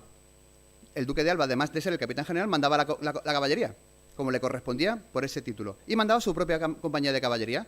Y por lo tanto, aquí lo tenemos, en el único fresco que ha quedado de esa batalla, tenemos a Alba y tenemos a la caballería. ¿Dónde está la infantería? Ahí atrás. No sé si ustedes la aprecian. Ahí tenemos 3 escuadrones de piqueros con sus arcabuceros correspondientes y en el bosque tenemos unas mangas de arcabuceros independientes. Uno de esos escuadrones corresponde al tercio de Sande, pero no sabemos a cuál, porque las banderas que aparecen ahí no nos permiten identificarlo. Esta es la única fuente artística que queda de este periodo en el cual podemos decir que ahí estaba el tercio de Sande. ¿Cuál? No lo sabemos. Firmada la paz con los protestantes, una vez que se capturó, como antes nos contó Juan Luis, al margrave y al duque de Sajonia, el tercio de Sande pudo disfrutar por fin de unas merecidas vacaciones tras tantos años de campaña ininterrumpida en el Piamonte. Concretamente le tocó guarnecer la plaza de Alessandría, que en aquella época no tenía este aspecto tan chulo, porque las murallas de traza italiana se levantaron en el siglo XVII y XVIII. Es en esta época cuando Sande aprovecha ese periodo de descanso para aceptar la invitación de la reina de Hungría para casarse con una de sus damas, que como ella residía en Bruselas, no en Budapest. Concretamente con Ana de Guzmán, que no es esa señora del retrato, pero como no he conseguido ninguna imagen de ella, pues digamos que os la he pirateado para que ustedes se hagan una idea de cómo podría vestir una dama de la alcurnia en aquella época, viendo los brocados del vestido, los collares de oro, etc. Debía tratarse de una señora bastante importante, porque la reina le otorgó, no sé si lo verán aquí, igual en aquellas pantallas, le otorgó como dote un cuento 750.000 maravedíes. Teniendo en cuenta que un soldado, un piquero, soldado base, cobraba 3 escudos, que equivalían a 1.035 maravedíes, si trasladamos los maravedíes directamente a euros, es lo que cobra hoy día un soldado, unos 1.035 euros aproximadamente, 1.000 euros para redondear. Por lo tanto, a esta señora le dieron como dote 1,5 millones de euros, para que nos hagamos una idea de las magnitudes de las que estamos hablando. Como ven en el documento de arriba, se casaron en Flandes por poderes, porque Sande estaba en Lombardía y allá en Bruselas, pero luego, una vez que ya se cumplió el requisito de que ella tuviera ya un certificado matrimonial que la eximía, digamos, de irse con su novio a la aventura, pues hizo el camino correspondiente con la escolta pertinente y allí se veló, es decir, tuvieron la noche de bodas con su flamante marido. La luna de miel... perdón. No sé si ha habido un salto aquí. Bueno. Ese mismo año, las compañías de Álvaro de Sande, 3 compañías de Álvaro de Sande, marcharon a la conquista de Afrodisia. Es una plaza de Túnez que en aquella época los españoles conocían como África y hoy se conoce como Mazdía.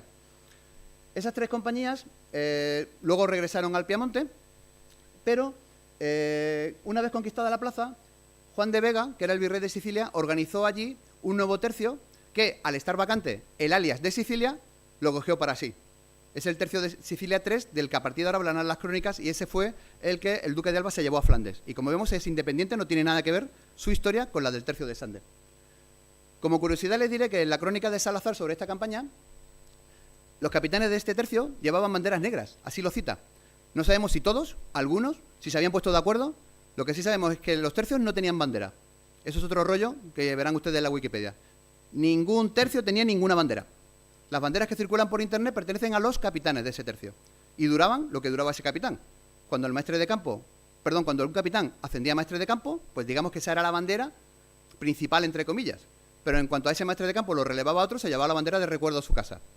Es decir, no había ninguna bandera de tercio. Las que circulan por internet pertenecen a los capitanes, incluida la del duque de Alburquerque, que Hugo identificó también en su artículo de su página web, un grupo de estudios de historia militar. El artículo de Julio, pues pensaba que era el tuyo. Bien, pues esa bandera que se había capturado en la batalla de Rocroi, que fue trasladada al Museo de los Inválidos de París, pertenecía al duque de Alburquerque, pero no por ser duque, ni por ser el maestre de campo de ese tercio, que de hecho ese día, antes de la batalla, ascendió a general de la caballería y me imagino que se llevaría su bandera o la dejaría allí con sus infantes, pertenecía a él.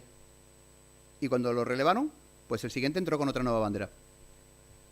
No sabemos si estas banderas negras que cita Salazar eran una exclusividad del tercio de Sicilia III o era una costumbre de que todos los capitanes de Sicilia llevaran ese fondo, al cual le añadirían, pues me imagino, sus motivos dinásticos propios, sus escudos de armas, etc. No sabemos, por tanto, si el tercio de Sicilia de Álvaro de Sande, el 2, llevaría las mismas banderas negras, si lo llevaba el 1, si lo llevaba el 4 o lo llevaba el 5. Es un misterio. Porque banderas quedan muy pocas, están hechas jirones y solamente las conocemos por la pintura. Si recuerdan esta mañana el lienzo que nos ha puesto, creo que ha sido Álvaro, sobre el sitio de Breda, Efectivamente, ha sido Álvaro. Recordarán esa bandera con la cruz de Borgoña y el fondo ajedrezado blanco y azul del duque de Alba. Es una bandera inventada por Velázquez, otro más de los mitos de los que hablaba Álvaro, que incurre este lienzo, y probablemente sería, o se inventó esa bandera, o la vería algún capitán que paseara por Madrid reclutando gente. Pero que desde luego Velázquez nunca estuvo en Breda para saber cómo eran las banderas que había allí. Bien, pues le iba a decir antes que la luna de miel de Álvaro de Sande y Ana de Guzmán fue bastante corta, porque en el año 51 volvió a estallar la guerra contra Francia, la octava, y competió a este tercio seguir guarneciendo el Piamonte con alguna escapada ocasional a Parma y con el asalto a alguna fortaleza como la de Ceba. Acabada esta campaña, que no la guerra, el tercio fue reformado, es decir, disuelto.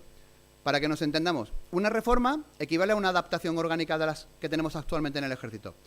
El tercio era como un contenedor que tenía una serie de compañías. Esas compañías podían ser segregadas de un tercio y agregadas a otro, o bien disueltas disciplinariamente o por falta de economía para mantenerlas. Cuando todas las compañías de un tercio desaparecían por reforma o por segregación, el tercio dejaba de existir. Pues eso es lo que pasó con el tercio de Sicilia. El tercio de Sicilia II de Álvaro de Sande. Álvaro ascendió a maestre de campo general. Dos compañías de él, Cristóbal de Quevedo y Juan de Solís Portocarrero, del que nos ha hablado antes Juan Luis, fueron reformados, con lo cual Juan de Solís luego ascendería a maestre de campo del tercio de Francia, un decenio después. El conde de Novelara y Francés de Beaumont pasaron al tercio de Lombardía II. Francés, con el tiempo, también mandaría ese tercio. Y la propia compañía de Sande sucedió en su alférez, Francisco de Molina, y junto a las de Jerónimo Manrique, Antonio Moreno y Sancho de Londoño, pasaron al tercio que se había llamado de Hungría, que en esta época ya era conocido como Lombardía. Ese tercio marchó primero al sitio de Metz en 1552 y posteriormente a los Países Bajos, donde intervino en las batallas de San Quintín y Gravelinas. Derrotado el ejército francés y conseguida la paz, el tercio fue destinado de nuevo a los Países Bajos, porque Felipe II ya preveía que allí iba a haber altercados, como luego ocurrió, por parte de los rebeldes independentistas y de los herejes calvinistas. Pero los Estados Generales se negaron a mantenerlo y le obligaron a replegarlo a España, junto con el tercio de Navarrete, que había participado con él en todas esas campañas. Llegaron a España distribuidos en dos escuadras, una llegó a Coruña y otra a Santander, atravesaron el norte de España hasta llegar a Barcelona y allí fueron embarcadas para llegar a Nápoles, y algunas a La Goleta.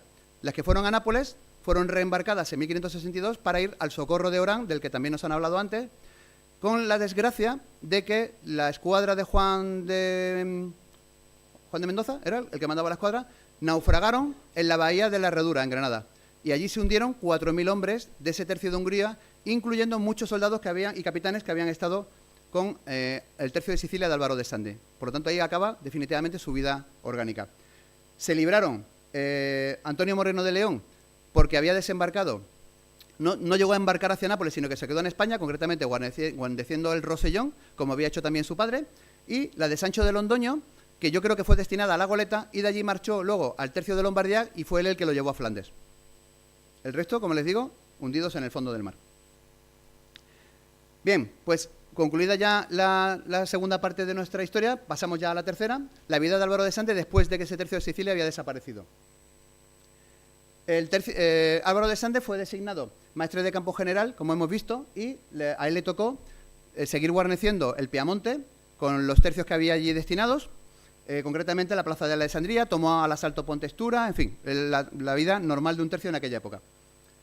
En 1555 llegó a Lombardía el duque de Alba como gobernador y al principio se llevaba muy bien con Sande, tanto es así que le confió el mando de la castellanía de Asti y de Valfenera, y además el mando del tercio de Lombardía, porque decía que Manuel de Luna no lo estaba disciplinando adecuadamente y que esa gente necesitaba mano dura. El amor se trastocó en odio cuando Sande se negó a proteger Valfenera porque decía que esa plaza era indefendible. No tenía murallas, con los 500 hombres que le había dado, mitad italianos, mitad españoles, le parecían insuficientes para levantar en tiempo récord la muralla necesaria como la que tenía Asti, y le exigió a Alba que le diera la orden por escrito. Alba se la dio, pero desde entonces le hizo la cruz, como demuestra esta otra carta que mandó al rey una semana después, donde antes decía que Álvaro de Sande era una persona que podía gobernar cualquier tercio, pasa a decir que es un desatinado, que no hay que pensar en él porque no tiene ni cabeza. En 1556, Sande pasa con los tercios de Lombardía a la campaña de Siena. Desgraciadamente, ni esta, que es lo que se ve ahí son las murallas de Siena, mientras que el que está a caballo pues, es el marqués de Mariñano, que era el que ejercía el mando del ejército, ni esta otra que hemos visto antes, que es la batalla de Marciano, ninguna de ellas, ahí no está Álvaro de Sande por ningún sitio, porque como les digo, siempre fue muy esquivo a las cámaras. De hecho, estos dos frescos de Vasari pertenecen al año 54 y no coincide en el tiempo ni el espacio con Álvaro de Sande. Acabada la campaña, en 1558, Álvaro es ascendido a coronel de la infantería de Nápoles. Este es un cargo más honorífico que efectivo, puesto que en Nápoles solamente había un tercio fijo, aunque en determinados periodos podía ser reforzado por 2 o 3 más. Y además el único tercio que había allí tenía su propio maestre de campo. Yo quiero pensar que a lo mejor ejercía el mando conjunto de los tercios, el mando, digamos, como les he dicho, honorífico, del tercio propio de Nápoles y del tercio de Sicilia, que no lo olvidemos, Nápoles y Sicilia no eran 2 reinos diferentes, sino que Nápoles era la parte continental del reino de las 2 Sicilias, y como tal aparece en el escudo de armas de la monarquía e incluso en la intitulación real. Es una hipótesis. Ese mismo año, Felipe II le inviste con el señorío de Valdefuentes. Para entendernos, un señorío en España era como un barón en Europa, pero el título de barón aquí no tuvo éxito. Eran señores. Sande cogió el escudo de su familia, este águila en sable, y le añadió 6 estandartes y banderas capturadas al enemigo. Hay un escudo por la Wikipedia, pero como es inventado por un aficionado no se lo he puesto, porque como verán, todo lo que yo pongo aquí son fuentes de época, y salvo una, que la del Camino Español, no hay ninguna fuente original, no hay ninguna fuente iconográfica, quiero decir. En ese año, Sande debió venir a España para tomar posesión de su señorío, y aquí comenzó a levantar este palacio, que aún se conserva, con la desafortunada elección de arquitecto a la hora de reformarlo, porque cegó, como ven, ese pórtico tan característico de la arquitectura renacentista. En 1559 se firmó la paz de Cateau-Cambrésis y, por lo tanto, Felipe II se vio libre para intentar recuperar la plaza de Trípoli, que había sido capturada a la Orden de San Juan 4 años antes. Para ello, organizó una operación de gran envergadura en la que iban a participar 4 tercios. Uno de los que servían en Lombardía durante la guerra, que estaba al mando de Barahona, el de Sicilia y el de Nápoles. Se tardó más 1 o 2 coronelías italianas y alguna alemana. Se tardó tanto en concentrar a toda esa gente en el mismo punto, en Siracusa, que para evitar desórdenes, el virrey volvió a ordenar que toda la infantería se quedara embarcada en las galeras durante muchos meses que se tardó en reunirla. Eso hizo que toda el agua que estaba embarcada ya y los alimentos, sobre todo el bizcocho, se pudriera. Y se produjera una infección gravísima gastroestomacal y que mató casi a 2.000 soldados de esta expedición. Cuando por fin se hicieron a la mar, se decidió que antes de llegar a Trípoli pararían en los Gelbes para repostar agua fresca e impedir que que se repitiera la infección. Al llegar allí se dieron cuenta de que el castillo medieval podía ser perfectamente reforzado con una muralla de traza italiana que convirtiera a los Gelbes en una plaza inexpugnables frente a otomanos y a berberiscos, en la cual sirviera como escala a las galeras, que era imprescindible. Las galeras no estaban navegando meses, solo navegaban por la noche y en verano. Perdón, durante el día y en verano. Por la noche necesitaban un puerto donde estacionarse. Si era español, mejor, para evitar que pudieran ser atacadas. Y entonces se pensó que los Gelbes tenían estos requisitos. Se designó a cada uno de los tercios, incluyendo a los extranjeros, que construyeran cada uno de los caballeros, y cuando la obra ya estaba prácticamente terminada, se ordenó que todos reembarcaran en las galeras, menos el de Barahona, que iba a permanecer allí con 2.000 hombres para proteger aquello. Con tan mala suerte de que fueron sorprendidos por una escuadra combinada de otomanos y de piratas berberiscos, al mando de Pialí Bajá y de Adragut, respectivamente, que pusieron en fuga a unas cuantas galeras cristianas, hundieron la mayoría y obligaron a otras a refugiarse en los bajíos de Gelbe, embarrancándose a posta para que los soldados pudieran ir bien nadando o bien en las faluchas a refugiarse en el castillo. Ustedes pensarán que es más fácil proteger un castillo con 4.000 soldados que con 2.000, pero esto tácticamente es un error, porque si solo tienes víveres, agua y municiones para 2.000, los otros 2.000 sobran, estorban. El virrey de Sicilia, que era el que mandaba esta operación, había hecho un capitán araña. Es decir, había soltado a su gente en Gelbes y se había marchado para España. No, bueno, en este caso a Sicilia. Y con lo cual el mando de la operación quedó en manos de Sande. Y este, con buen criterio, pues decidió hacer periódicas salidas encamisadas para hostigar a los moros, rebajarles la moral, capturarles, hacerle todas las bajas posibles y capturarles víveres y agua, sobre todo agua, de unos pozos que había fuera del castillo. En una de estas salidas, cuando Sande miró para atrás, se dio cuenta de que todos sus soldados le habían abandonado, excepto una treintena. Los demás habían corrido a refugiarse en el castillo porque hay que reconocer que los métodos de guerra que empleaban los otomanos no eran bastante civilizados. Decapitaban, empalaban, torturaban. Entonces, los soldados, viendo aquello como estaban y ya bastante cansados después de tantos meses de asedio, decidieron huir. Sande, al verse solo, decidió refugiarse con yo le digo, una treintena de fieles y de oficiales que le habían acompañado en unas barcas que había en el puerto. Cuando los soldados llegaron al castillo diciendo que habían perdido a su general, a su coronel Álvaro de Sande, y que lo habían visto meterse en unas barcas, pensaron, pues al Sande lo que ha hecho es salir corriendo, se va para Sicilia como había hecho el virrey. El maestre de campo Barahona había fallecido y los capitanes que quedaban allí optaron por rendirse a Pialí Baja. Le respetó la vida, los embarcó y los mandó para España. Curiosamente, al llegar a España, no fueron decapitados como era lo normal por traición, sino que fueron recompensados, además ampliamente. ¿Por qué? Pues porque el rey había fallado al enviarles el socorro. Llevaban muchos meses, el virrey de Sicilia le había mandado sucesivas misivas al rey diciendo lo que allí pasaba y el rey, no, por causas desconocidas, no optó por rescatar a esta gente y casi 4.000 soldados españoles se perdieron allí. En teoría, Pialí Baja iba a respetar la vida de 25 soldados por cada compañía, pero en la práctica no lo hizo. Los decapitó a todos y con sus cabezas levantó esta torre de la ignominia, más estilo Daesh o Hamas de lo que era habitual en aquella época, y esta torre estuvo visible hasta el siglo XIX. A los oficiales más adinerados, de los cuales podía obtener un rescate, los mandó a galeras. Y a los 3 generales, Álvaro de Sande, que digamos era el coronel con ese título, pero oficialmente general, en ausencia del virrey, Berenguer de Requesén, que mandaba las galeras de Nápoles, y Sancho de Leiva, que mandaba las de Sicilia, los mandó a Constantinopla prisioneros. Cuenta la leyenda que el sultán le ofreció a Sande que si renunciaba a la fe católica y se pasaba a su ejército, le investiría con el mando de un ejército que tenía desplegado en la frontera de Persia.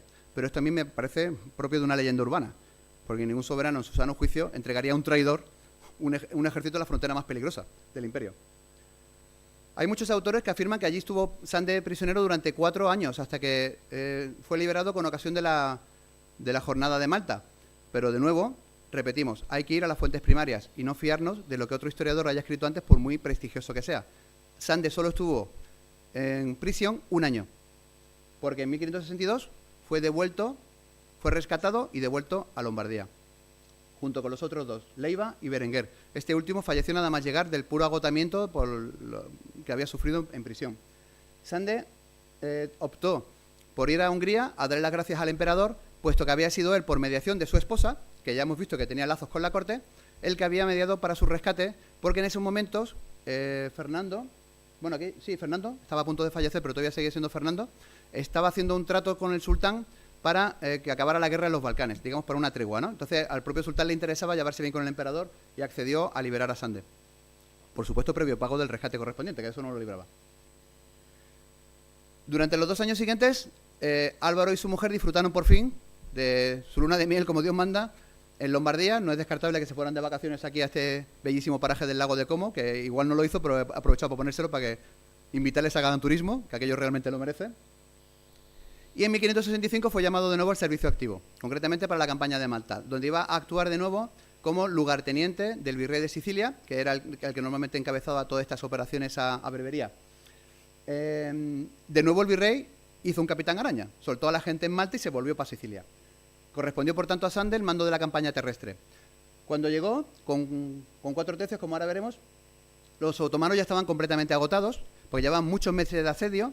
Los cristianos, concretamente la Orden de Malta y 3 compañías del Tercio de Sicilia al mando de Melchor de Robles, que falleció durante el sitio, les habían provocado muchas bajas. Entonces, cuando vieron de aparecer esta fuerza de desembarco tan brutal, con tantos soldados experimentados y sanos, frescos, decidieron optar por retirarse, apenas sin pegar un tiro, y fallecieron casi más turcos en la persecución y ahogados al intentar reembarcarse a nado en las galeras para salir corriendo de allí, o decapitados por el sultán cuando llegaron a Constantinopla con la noticia, que las bajas que les habían provocado los sitiados en Malta.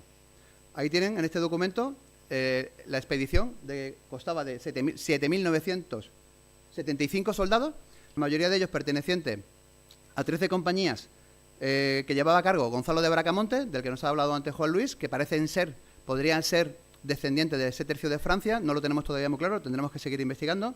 Había 9 más en el tercio de Lombardía y 19 procedentes del tercio de Nápoles. De esta cifra pueden ustedes descontar 1.000 o 2.000 que se habrían quedado enfermos en Sicilia y llegarían a Malta algunos menos, del orden de unos 5.000 soldados. Y con eso bastó para poner en fuga a los otomanos. Como era habitual en aquella época, Álvaro de Sande y su maestre de campo general, Ascanio de la Corna, marcharon a Madrid para darle novedades al rey. Y ya que estaban, aprovechar, como era habitual, para pedirle alguna merced. Esa merced debió ser de tipo económico, porque no nos consta que le diera ningún título ni le investiera con otro cargo superior al de teniente general. De hecho, no estaba en el ejército cuando en 1567 el duque de Alba se lleva a los 4 tercios que servían en Italia a Flandes. Y tampoco estaba en el Estado Mayor de Alba, con el cual es lógico también porque se llevan a matar desde el episodio de Valfanera que les he recordado antes. Lo que sí sabemos es que en el año 70, cuando se organiza un segundo ejército en Italia para sustituir al que había marchado a Flandes, Sande se encontraba en Parma asistiendo al bautizo de los 2 hijos de Alejandro Farnesio, que no tenían la misma edad pero se bautizaron el mismo día. Una curiosidad de la época. No he encontrado ninguna foto del evento, porque Sande de nuevo se negó a pasar por el fotocool, pero sí he encontrado una foto de los hijos, aunque un poquito posterior a la de la fiesta del bautizo. Ranucci y Margarita, para más señas. En 1571, Álvaro fue investido con la castellanía de Milán, que era uno de los 19 castillos que había entre Lombardía y Piamonte, el más importante porque su castellano ejercía además como gobernador interino cuando fallaba el capitán general. Y eso ocurrió al año siguiente, ese mismo año, cuando el duque de Alburquerque cedió el puesto a Luis de Requesens. Este lo ejerció hasta 1573, año en el que marchó a Flandes a sustituir al duque de Alba. Es muy probable que Felipe II tuviera pensado encomendarle a Álvaro de Sande la titularidad, la capitanía general de Lombardía, y por eso ese año lo invistió con el título de marqués de La Piovera, que es una plaza de allí, del Piamonte. Pero creo que nunca se llegó a ser efectivo porque Sande falleció ese mismo año, concretamente un 20 de octubre, como hemos visto al principio. Aquí podría acabar nuestra presentación sobre Sande, de no ser porque tengo que hablarles de una postdata desgraciada para la historia militar, que es la aportación que hizo este capitán, Ferrer Couto, que, imbuido de su espíritu, porque yo lo valgo, decidió que Álvaro de Sande no había mandado el tercio de Sicilia, sino el de Saboya. Y es de aquí de donde sale el error que hoy día sigue arrastrando el regimiento, como podemos ver en su página web. Álvaro de Sande mandó un tercio creado en 1537, eso es cierto, pero no fue el de Saboya, sino el de Sicilia. Yo espero, ya que el Instituto de Historia Militar es reacio a cambiar cualquier cosa que vaya contra la tradición, aunque sea la pura verdad documentada, como han podido ver a lo largo de toda la presentación, que al menos el regimiento, motu propio, corrija este error garrafal de su página web oficial y además ruego a la asociación Tercio de Saboya que haga lo mismo con su propia página web, porque lo que cuenta en esos primeros párrafos no es cierto. En este mapa diacrónico les resumo todo lo que les vengo hablando durante esta hora, que espero no se le haya hecho demasiado interminable. La vicisitud de Sande antes de unirse al tercio de Sicilia la tienen en azul, como ven, fundamentalmente en España, en Extremadura, Salamanca, etcétera. Su paso breve por Roma y por La Goleta. Las vicisitudes del tercio de Sicilia al mando de Sande, como ven, se concentran sobre todo en Centro Europa, la campaña del Elba, del Danubio, de Klebs, de Luxemburgo, etcétera. Unas visitas esporádicas a Perpiñán, Argel, Berbería, Cairuán, su paso por los Balcanes, Preveza y Castilnovo, etcétera. Y por último, el fin de la vida de Álvaro de Sande, que como ven se concentra en Italia, a lo largo de todas esas guerras italianas, con su visita esporádica a Viena para darle gracias al emperador, su cautiverio en Constantinopla, la campaña de Maltas y de los Helves, y por supuesto su paso por España para hacer lo que ya les he comentado. Hasta aquí mi presentación. Si quieren ampliar conocimientos sobre Álvaro de Sande o sobre el tercio de Sicilia, les sugiero encarecidamente, nunca me cansaré de repetirlo, que acudan a las fuentes primarias, a las fuentes de archivo, que son las únicas que no les van a mentir. Comprendo que en algunos casos la paleografía cuesta trabajo si no tienen práctica en descifrarla, sobre todo si el documento está cifrado, como pueden ver, tiene que recurrir a un mecanismo de cifra que también está allí en Simancas para traducir lo que ahí pone, pero siempre resulta mucho más asequible acudir al Archivo General Militar y ver las transcripciones de algunos de esos documentos hechas por los oficiales de Clonar, de las que ya les he hablado, y, por supuesto, desde su casa, esta misma tarde pueden descargarse de pares todos los documentos que hablan de Sande, que los tienen ahí relacionados. Si no les gustan los manuscritos y prefieren el texto escrito, pues tienen las crónicas primarias de las que les he hablado antes, fundamentalmente las de Cereceda, la propia de Sande sobre Helves y la de Heriberto Foglietta, que es donde tienen mejor resumido su propia historia. Y aún más les recomiendo que lean estos, que son, yo creo que son las 3 mejores fuentes secundarias que pueden adquirir. En la de Corpás, que como les digo es un breve artículo en ese libro, el magnífico libro de Hugo sobre los tercios en el Mediterráneo y, por supuesto, el capítulo que don Julio Albi le dedica a Álvaro de Sande en su libro de Vidas Intrépidas. Muchas gracias por su atención y aquí estoy a su disposición para cualquier cosa que quieran preguntar y yo sepa responder.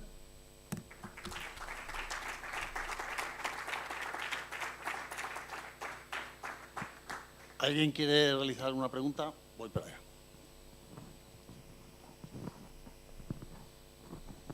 Una pregunta muy simple. ¿En qué idioma hablaban cuando fueron a Kairouán y habló con el rey de Túnez? Una pregunta muy interesante. Normalmente, todos los nobles de aquella época, europeos, sean del país que fueran, y yo creo que también la mayor parte de los jeques de Berbería que tenían ciertos estudios, conocían el latín. Era la lengua franca, en la cual, equivalente al inglés actual, la lengua de la diplomacia. Incluso hay oficiales que pertenecían al Imperio Español, pero que habían nacido en Brabante, en Flandes o en Holanda, que cuando escribían al rey no lo hacían en su lengua, porque sabían que el rey no iba a entenderlo. Carlos V sí, pero Felipe II seguro que no. Y Felipe III de Carlos II ya se pueden olvidar.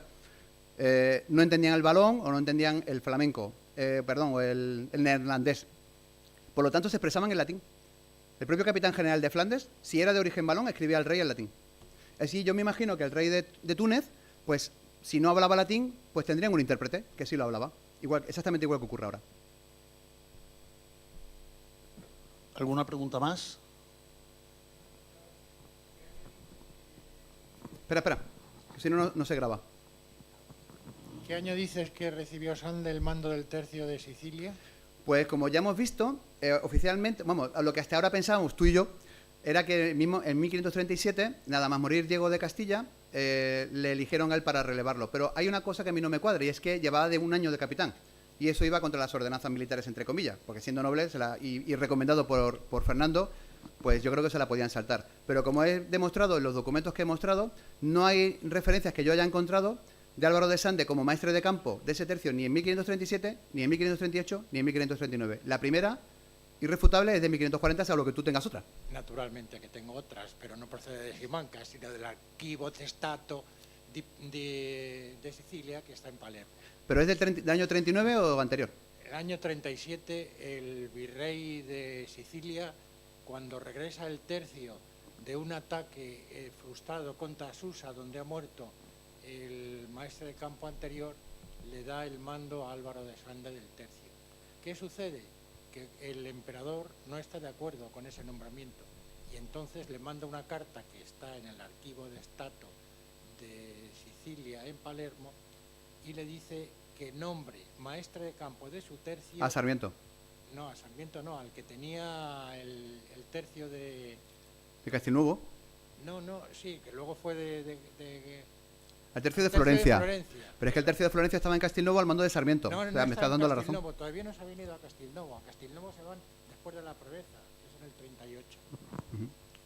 Entonces, efectivamente, el virrey tiene que suspender el nombramiento de Álvaro de Sande y el tercio marcha a la conquista de Castilnuovo, pero no llega a estar reunido, porque lo que pretende el emperador es que el tercio de Florencia se una con el de Sicilia y formen uno solo. Y marchan a Castilnuovo los dos, pero nunca se llegan a unir allí. Funcionan cada uno independientemente. Y entonces, cuando se forma el tercio de Castilnuovo, que no era el de Florencia, sino uno que se va a formar con compañías de los distintos tercios que intervienen en la acción, el virrey de Sicilia, que estaba allí de capitán general, el virrey de Sicilia iba a la expedición de Castilnuovo como capitán general, repliega ladinamente su tercia a Sicilia para que no se lo quiten y entonces le entrega el mando a Sande definitivamente. Pero el nombramiento de Sande con este campo está, y tengo yo el documento constatado, no es en el propio, es en no recuerdo dónde ahora, pero nada más aterrizar el tercio de Sicilia que venía de una expedición frustrada contra una plaza tunecina, que ahora mismo lo he dicho antes, no sé si era Susa, había fracasado. Nada más aterrizar en Sicilia, el virrey nombra a pesar de que había... y encima, cuando el emperador le dice que le quite el mando, que él quiere que sea Sarmiento, él protesta y le dice, pero si le he dado ese mando porque venía recomendado de usted mismo. Venía recomendado porque él no había ido a esa expedición, él venía de Lombardía. Él venía de Lombardía con una carta de recomendación del emperador y entonces el virrey le concedió el mando a él. Pero esa es y luego hay una cosa que, vamos, no sé si aquí será o no, pero los archivos franceses se miente más que se habla, sobre todo para justificarse. Que no todo lo que hay en un documento de archivo es palabra de ley. Pero bueno. Bueno, pues no seré yo quien rebata a mi maestro, pero diré en mi defensa que soy como Santo Tomás. Hasta que yo no meta el dedo en la llaga en ese documento que tú citas, no me lo creeré. Y como tú bien has dicho, el virrey de Sicilia propone, algo que yo ya sabía, a Sande para mandar ese tercio. Él lo que hace es que le da la orden, le da el mando, le concede el mando. Nada más aterrizar en Sicilia, no recuerdo ahora la plaza, le da el mando del tercio. Sí. Lo que pasa es que después le da el mando el virrey Juan Luis, pero, como te digo que esa es la misma hipótesis que yo contigo he tenido todos estos años, pero a la luz de los documentos quiero ponerla en cuarentena porque ni en el año 38 ni en el año 39 he encontrado ningún manuscrito que cerciore que esa orden se llevó a cabo o que el rey autorizara a que se llevara a cabo. Porque una cosa, como tú bien has dicho, es lo que dicen los manuscritos del año 37 y otra cosa es lo que realmente ocurrió, porque en el año 38 y el 39 no lo podemos constatar. Eso, efectivamente, los manuscritos nunca mienten, pero hay que saber interpretarlos. Es posible que el virrey de Sicilia le diera el mando a Sande, en teoría, pero que luego el rey de España no lo confirmara. Está en el documento. Mira, el archivo de Estado de Palermo, ¿sabes qué tiene todavía? Una estatua, perdona, una águila con las alas desplegadas que puso ahí Mussolini no sé hace cuántos años y te ven al tirado. Vete a Palermo, busca el documento y cerciórate de que está la orden, o sea, está el mandamiento del virrey que le nombra maestre de campo de ese tercio. Bien. Y eso, y luego está la carta que le escribe el emperador diciéndole que no está de acuerdo con ese nombramiento, que él pretende que el tercio de Sicilia se una con el tercio de Lombardía, de Lombardía no, de Florencia, que eran 6 o 7 compañías nada más, y que actúen desde ese momento juntos. El tercio de Florencia va a Sicilia y embarcan los dos para la operación de la Provenza primero y después de Castelnuovo, pero no embarcan juntos. No todo un tercio podía embarcar juntos en galeras. Embarcan las compañías separadas y luego nunca van a actuar unidos como pretendía el emperador, y entonces el virrey al llevárselo a Sicilia lo que hace, y haberse quedado Sarmiento en Castelnuovo para defender la plaza contra los turcos, donde luego moriría, entonces el virrey aprovecha para reafirmarse en el nombramiento y eso es en el año 39... Finales del 39 40, que es cuando está documentado. Estará documentado, perdona, ¿estás dudando de lo que te estoy diciendo? No, pues vete a Palermo, diablo. No, Juan Luis, insisto. Una cosa es lo que digo en manuscrito de 1537 y otra cosa es explicar por qué en ese documento del año 39 no aparece Sande relacionado como un maestre de campo de los tercios de Italia. Había 3 tercios en Italia y el de Sande no era uno de ellos. Y ya está. Tú mismo has explicado el motivo, porque el rey quería que se fundiera con el de Florencia. Sí, bueno, sí, claro. Pero... Pues eso es.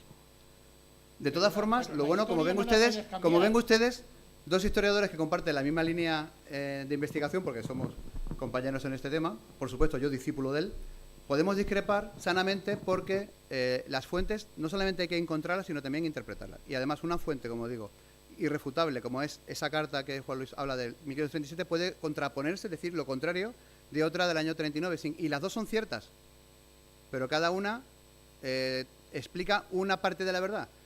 Y para conocer la verdad completa, a lo mejor hace falta otra pieza en medio, que es la que encaja y es la que completa el puzzle. Y en este caso, aún no la hemos encontrado. Yo por lo menos.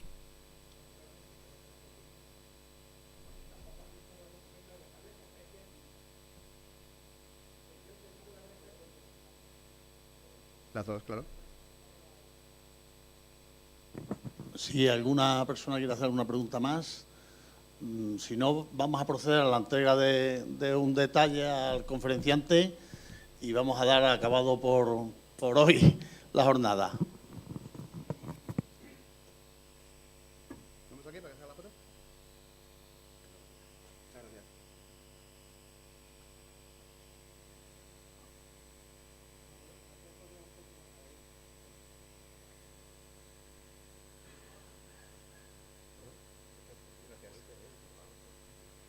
Y ahora el detalle de la empresa. Ah, bueno. Espero que me llamen. Gracias. Muchas gracias a la asociación.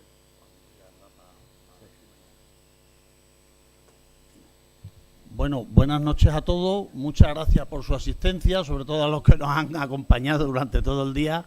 Vamos a descansar un poco esta noche, vamos a asimilar todo lo que hemos aprendido en la medida que podamos y mañana a las 11 continuamos para Bingo con las dos últimas interesantísimas conferencias que nos van a dar don Hugo Gañete y don Antonio Rodríguez, que están aquí presentes, también nos han aguantado todo este tiempo y mañana nos vemos de nuevo. Así que buenas noches y gracias a su asistencia a los que nos han seguido por nuestro canal. Hasta mañana.